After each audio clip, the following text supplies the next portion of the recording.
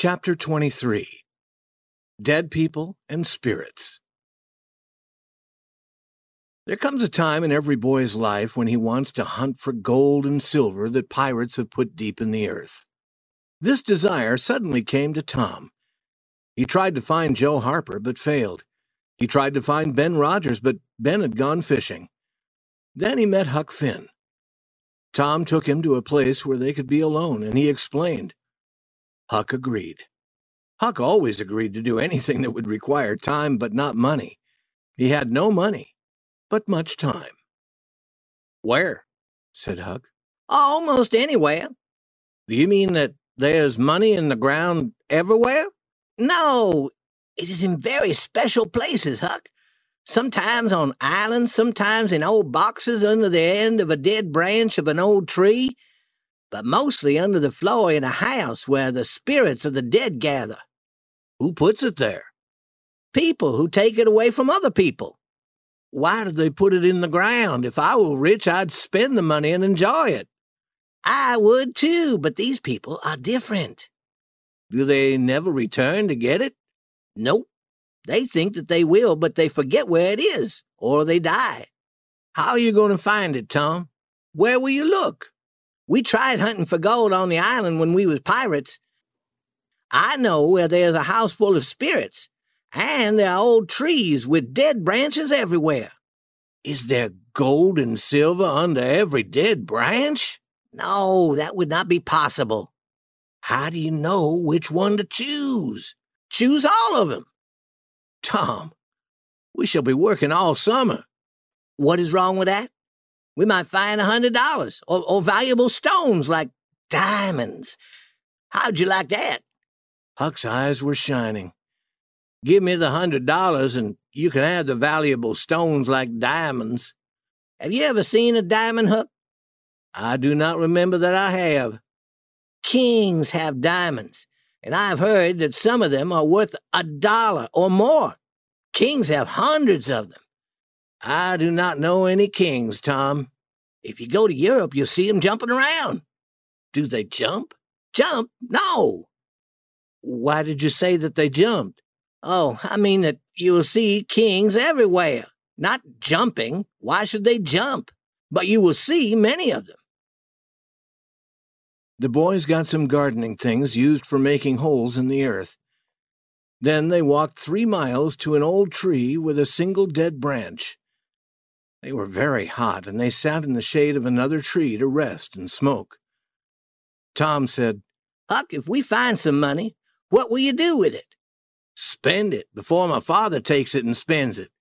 What will you do with yours? I will get married. Married? Tom, you would be a fool. Think of my father and mother. Fight. They were fighting all the time, I remember. The girl I marry won't fight. Tom, they're all the same. Who is she? I won't tell you now. If you marry, I will be more lonely than I am now. No, you won't. You will come to live with me. Now, we must start working. They worked for half an hour. They found no box of money in the hole that they were making. They worked for another half hour. Then Huck said, Is the money always so deep in the ground? Not always. Perhaps this is not the right place. They began on the other side of the tree. They worked without talking for a while. Then Huck stopped to dry his face and said, Where do we try next? There's an old tree on Cardiff Hill behind Miss Douglas's house. That might be a good place. But won't she take the money away from us? It is her land. If you find money in the ground, it belongs to you. It does not belong to the owner of the land. That was fine. The work continued. After a while, Tom said, We must be in the wrong place again.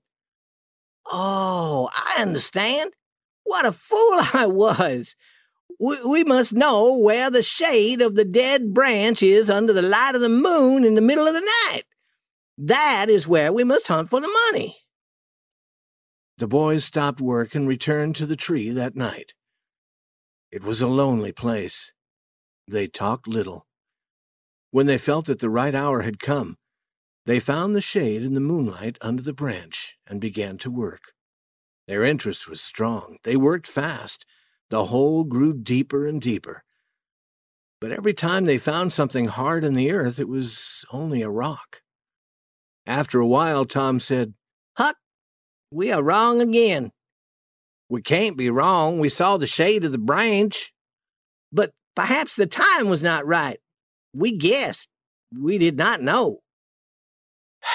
"We should stop trying," Huck said.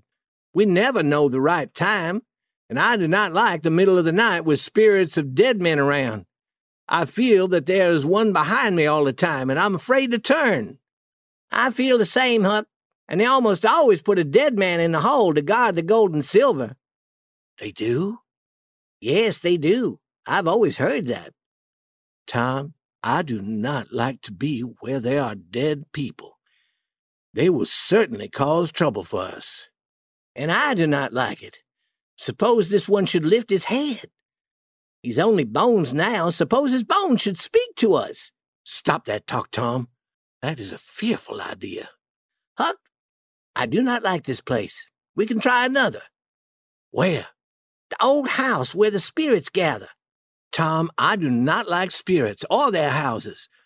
Dead people may speak to us, perhaps, but they won't come quietly behind us as spirits do, and then suddenly make fearful noises." "But, Huck, spirits travel only at night. We can go to the house in the day." "That is true, but people never go near that house in the day or the night." "That is because a man was killed there. But nothing is seen except in the night, and then only blue lights are seen. When you see those blue lights, Tom, you know that spirits are near, because only spirits use them. I agree to go to the house if you want to, but I do not think that it is safe."